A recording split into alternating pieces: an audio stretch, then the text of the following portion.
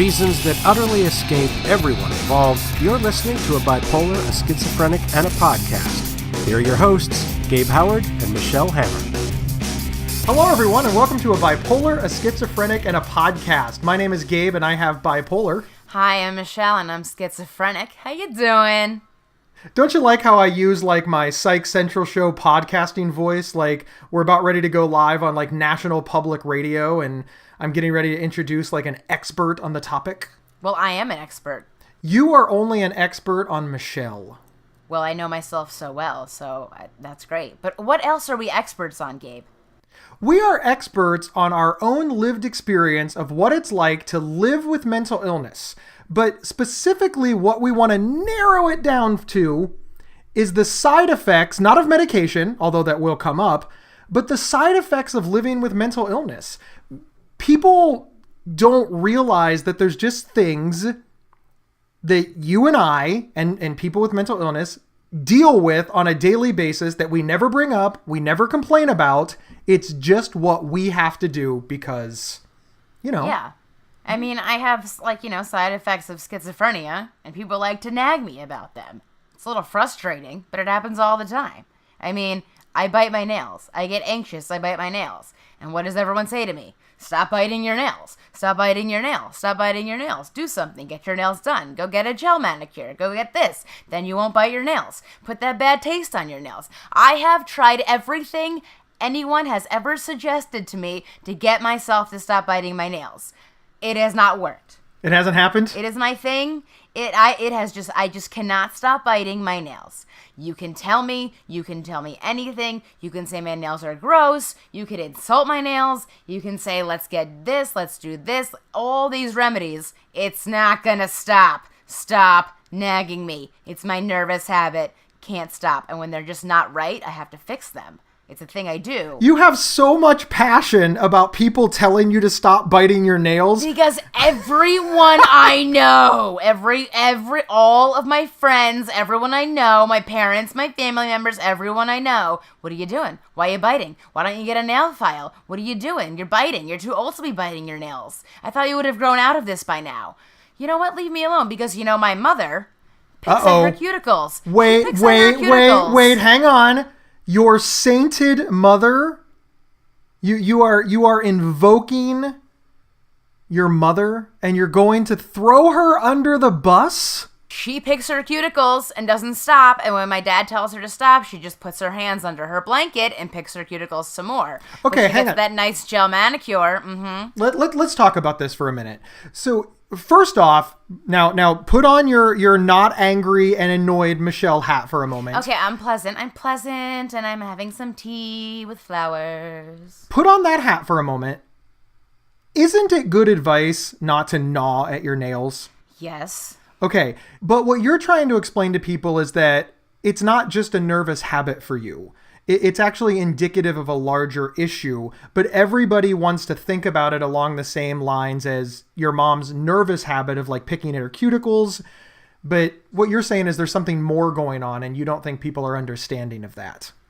Right. And that's what annoys you. Yes. So actually, what annoys you is being misunderstood. I suppose. You suppose? People just, because they get grossed out, and I understand, okay, whatever. I touch things, whatever, and then I'm putting my nails in my mouth, and they're like, that's so dirty. And I'm like, I can't stop. I think this is fantastic because people that are just listening to our podcast that haven't bothered to read the description, they're just like, this is the Michelle bites her nails and is annoyed by it episode. But there's so many other things. For example, along the same lines, I'm a fidgeter. You have 5 fidget spinners. I do have 5 fidget spinners. They are fantastic. And I also have, we're all familiar with the fidget spinner, the one that you put on your finger and then it spins. We're all familiar with that. But I also have little ones that I carry in my pocket that don't make any noise that I can fidget with under tables. And I do that because when I'm in business meetings, I start pounding on the table. I start twisting my foot. I have trichotillomania where I pull my hair out.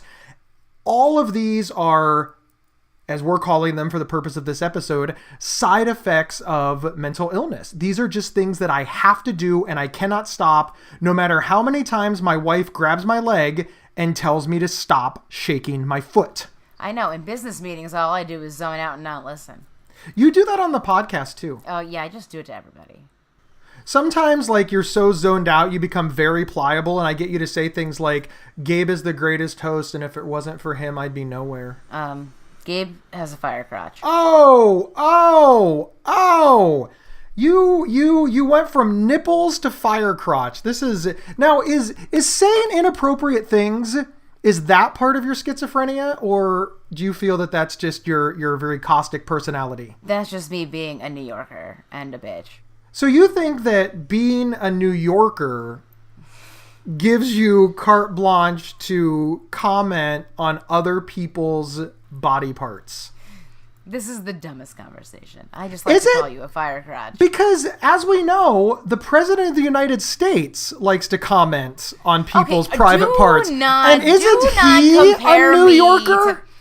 Don't compare me to the President of the United States. But he's the president! I am more stable than that man. Oh, wait a minute. So you feel that a side effect of mental illness is being compared to the president now? But actually, this is a good point. Do you feel... Now, hang on. Follow my logic. Same with the listeners at home. This is okay. Doesn't it annoy you to pick up the paper and read about the bad behavior of any politician, Democrat or Republican? I know a lot of them are about the president these days, and hear that their behavior is attributable to mental illness. Rather than they're just a jerk, or rather than we disagree with them, they're saying that this person might have a mental illness because they've made inappropriate sexual comments or because they've cheated on their spouse. Well, okay, how does that make you feel? Was it Tiger Woods? He cheated on his wife that many times, and then it came out he was a sex addict? Right. That's why he cheated on his wife. He was a sex addict. Now, how does that, as somebody, you and I have both been hypersexual. We both had issues with all kinds of problems because, schizophrenic, bipolar, and a podcast, like the show says. How does that make you feel? That now Tiger Woods is co-opting our illness that has just disrupted our lives immensely and uses our pain to cover up the fact that he banged a whole bunch of chicks while married. It's a cop-out. It's a cop-out. I'm not going to say if Tiger Woods does or does not have a sex addiction, but I would say it's very easy to tell your wife that you slept with hundreds of women behind her back because of a sex addiction and not because you're a dirty man slut that just wanted to bone the world. Because you can, because you're Tiger Woods. And it's very important to point out that nobody noticed this addiction. He didn't seek help for the addiction until he had millions of dollars in alimony payments on the line. Precisely. Then suddenly, I'm sick. I'm sick. I have a sex addiction because I banged all those girls when I was adulterating. Adulterating. I made that word up right now. Adulterating is a word. Another thing that we actually have this in common. It's very rare that our symptoms overlap, Michelle, but we both get dry mouth. Yes. For me, the biggest pain in the ass about having dry mouth is I drink a lot of liquids, which means I'm constantly going to the bathroom. But you brought up while we were brainstorming for this show that having dry mouth when you're an elite college lacrosse player is actually a much bigger deal than just, hey, I've got to drink a lot. It was a big deal. I had dry mouth all the time when I was playing lacrosse, and then you have a mouth guard in your mouth at the same time. I was like, I have so much dry mouth, but I never told my coach about the dry mouth because I didn't want her to treat me any differently and then have people see that I get more water than them. So I just played with dry mouth all the time, and when I was on the sideline, I would just drink tons and tons and tons of water. But the dry mouth was insane. Like, dry mouth, people don't realize how bad dry mouth can be. Like, it's just not cool. What is a way that we can get the average person to understand dry mouth? Because a lot of people think of dry mouth as being thirsty. And everybody's been thirsty. Like, but it's not. It's like your tongue just has nothing on it and it'll just stick and your lips stick to your teeth. It's like chewing cotton balls. Hey, do you ever get that when your top lip will stick to your top teeth because your mouth is so dry? Yeah. And they won't fall down. And then you have to fix your whole mouth so it lays properly. I feel like I'll make a disgusting face sometimes because of it, and then I don't realize that my lips are all messed up. It's just gross. Dry mouth is just not a cool thing. Let's start a new campaign. Down with dry mouth. Wouldn't that be awesome? Like, of all, in all of mental health advocacy, I mean, we've got schizophrenia, we've got bipolar disorder, we've got, suicide, we've got stigma, we've got discriminations, we've got people that can't, the mental health safety net is just incredibly broken, and we are so misunderstood. But nobody has created a foundation against dry mouth. That's right. People don't understand dry mouth. Dry mouth is very misunderstood. We could be trendsetters. We're going to make shirts. Is your mouth dry? Mine sure isn't. Available on Schizophrenic with NYC. An arrow, coming an arrow soon. Pointing down. I can fix your dry mouth. Wait, it's going to be pointing down? But I can fix your dry mouth. Arrow pointing down. Oh my, Michelle. That's inappropriate. Michelle. Okay. I wanted to ask you. I've had roommates, I have friends. I wake up in the morning. I haven't taken my meds yet. And then I usually get the, while I'm pacing back and forth, maybe talking to myself, somebody will say, have you taken your meds today yet? Does, your wife ever say that to you? Like, have you taken your meds today? I mean, that question is loaded as hell. Because one, yes, my wife has asked me that question. But here is the Gabe Howard secret to keeping wife number 3. Just remember, I didn't have these rules for the first 2 wives. And live and learn. You live and learn. You live and learn. My wife is the only person who is allowed to ask me that question that I have to answer without being mean or sarcastic. Yeah. It is very difficult. When my mother asked me that question, when my grandmother asked me that question, when anybody else asked me that question, I respond the same way that every other mentally ill person in America probably does, which is, what? What? Fuck you! I know. But when my wife asked me that question, I am so kind. I'm like, no, dear, I haven't, and I love you. And I give her a kiss on the forehead, and I toddle off to take my pills. But has anyone ever asked you that after you actually have taken your meds? Almost always. I've always taken my meds. I am really med compliant. But even though you took your meds, you're acting fine, you're doing whatever, you think you're fine, but maybe somebody thinks you're acting weird and they just go, have you taken your meds today yet? But you're like, yeah. It's an insult. It's become a way to usurp what has been happening to us and turn it into an insult. It really is the mental illness equivalent to when a woman is angry, asking her if it's that time of the month. Yeah. They're not actually concerned about my medication, just like they're not actually concerned about a woman's cycle. They just want you to calm down and be quiet and behave because you're acting too rowdy. They want to insult us under the guise of caring, because that way if we snap back at them, they're like, see, that is that person's mental illness. I mean, we asked them a reasonable medical question and they got angry. Again, the analogy to misogyny is not lost on me. And it's really probably not lost on anybody. It's not kind. It's not considerate. It's god awful. Stop right there. Let's pause for a word from our sponsor. Want to learn more about mental health, mental illness, and psychology, but not be bored? The Psych Central Show is an award-winning podcast that speaks candidly with experts in these fields to break down complex topics into easily understood nuggets of useful information. Hosted by our very own Gabe Howard along with Vincent M. Wales. Available on your favorite podcast player or at psychcentral.com/show. We are back with a bipolar, a schizophrenic, and a podcast. Michelle? Okay, so what if you're hanging out with your mom and your mom sees you all flippity-floppity all over the place and she's like, Gabe, chill out. What would you say to that to your mom? I would beat her like a redheaded stepchild.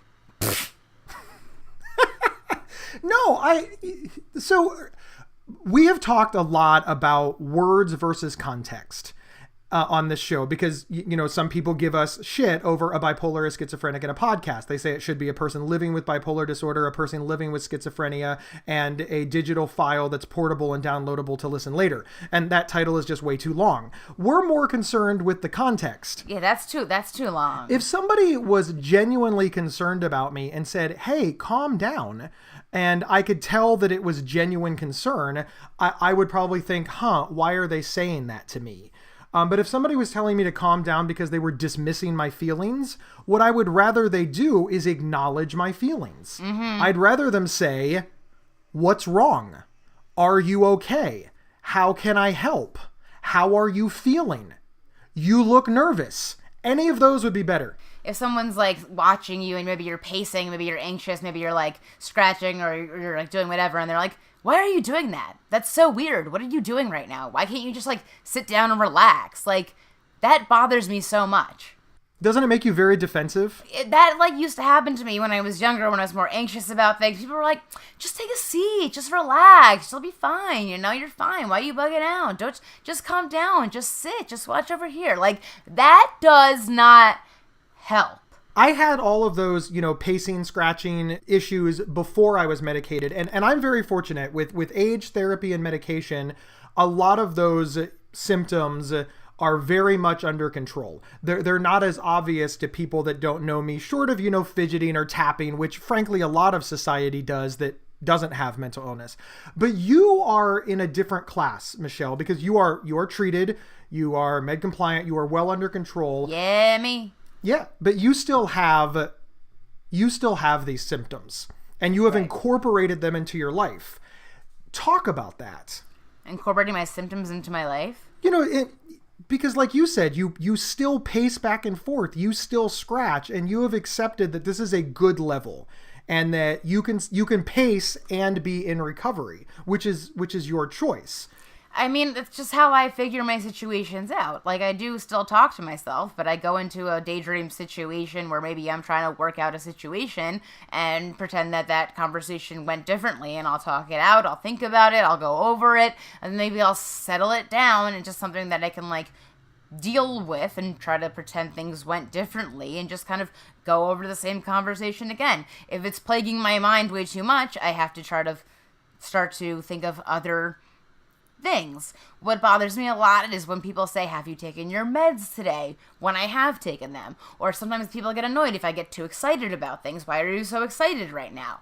Like, did you take your meds? You're so excited right now. Like, leave me alone. But what also works is that I'm at my pop-up shop and I'm selling my clothing, and the whole thing there is you gotta talk to people, you gotta be on point, you gotta be chatty. So that really works for me because I'm just like the most chattiest, like, hello, how are you? Let's talk about this. And when you're at a pop-up shop selling, you're basically having the same conversation all day long. And for me, that is so much fun because I cannot keep my mouth shut. So, like, it works. I just found, like, a career that worked. Sitting behind a desk at a computer all day, that did not work. I found something that worked for me. This is a great message that I always try to get out to people who are managing mental illness. Some jobs, unfortunately, just aren't available to us. Do you know what I did that What? was really bad a few years ago? Well, there's the New York City Marathon, and we worked till 1 a.m. to tell people if they got into the New York City Marathon or not. And I sent 8,000 people an email saying they didn't get into the marathon. Did That's some right. of those 8,000 people get in? They all got in, and the Twitter started blowing up. Why did I not get in? Why did I not get in? Why did I not get in? So we had to stop the send and send an apology email the next day. Yeah, that's what I did. That's right. That's right. This reminds me... 1 a.m, high stress situation. Don't make a mistake. Oops. But thank God I didn't tell people they got in when they didn't. That's true. It's definitely better. The good news is, That was one of the most high stress jobs I had because I had to send those emails to thousands of people, and God forbid I made a mistake. Like, I was always panicking at that job because I thought I was going to mess up these emails. Sometimes one of those emails, they'd go out to 100,000 people. You make a mistake. Oh, no.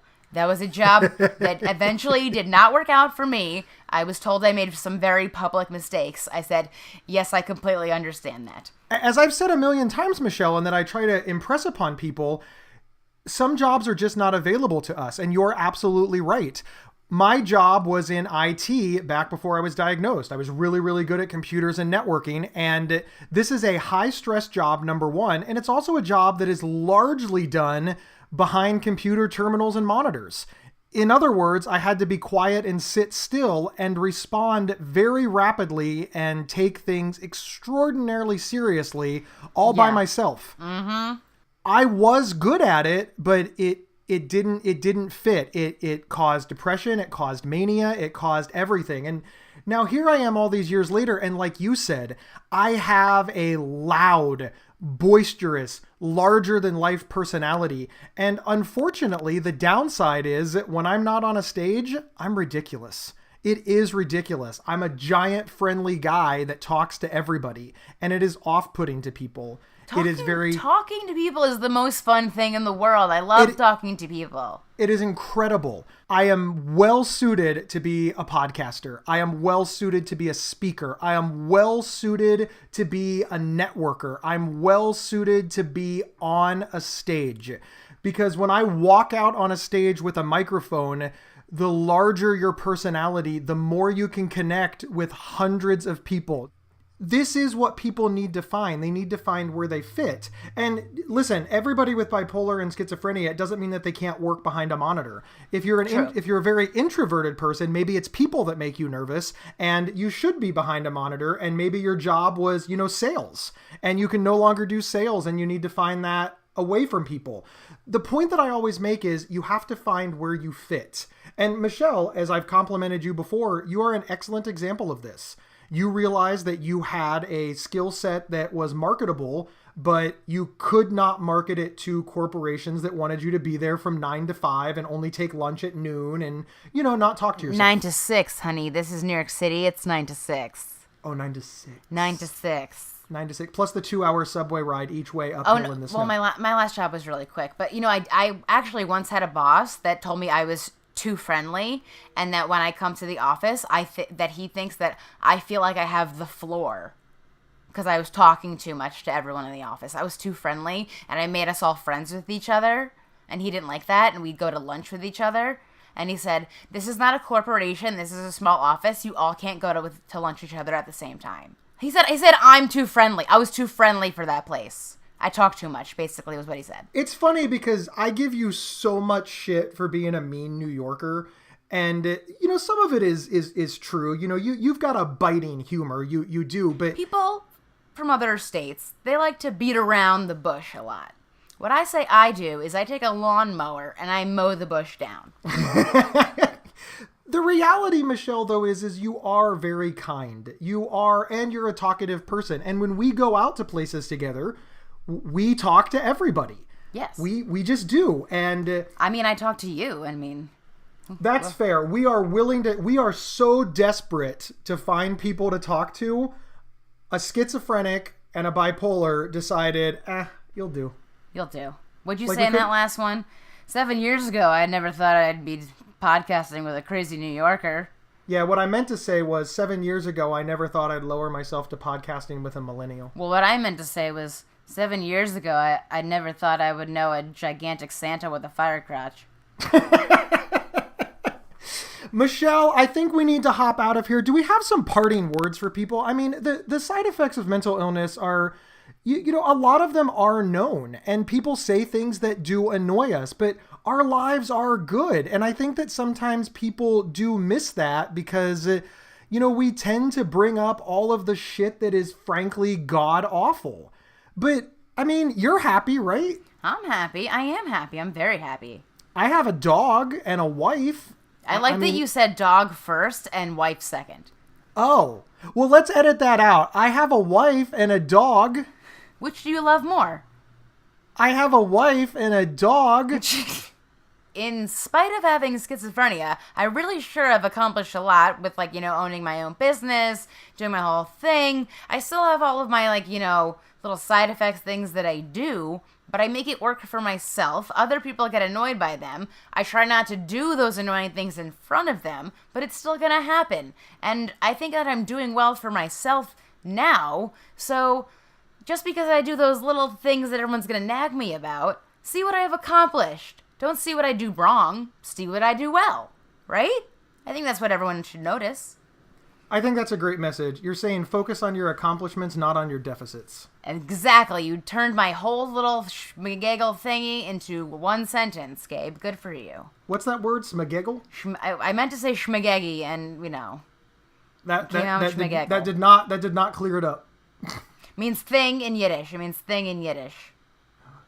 Well, while Michelle goes off to make spaghetti, I will go ahead and end the show. Thank you, everybody, for tuning in to A Bipolar, a Schizophrenic, and a Podcast. Remember, if you have things that you want to hear on the show, go to show@psychcentral.com and tell us about it. And we will see you next week. Bye, Raj! You've been listening to A Bipolar, a Schizophrenic, and a Podcast. If you love this episode, don't keep it to yourself. Head over to iTunes or your preferred podcast app to subscribe, rate, and review. To work with Gabe, go to GabeHoward.com. To work with Michelle, go to schizophrenic.nyc. For free mental health resources and online support groups, head over to psychcentral.com. The show's official website is psychcentral.com/BSP. You can email us at show@psychcentral.com. Thank you for listening, and share widely.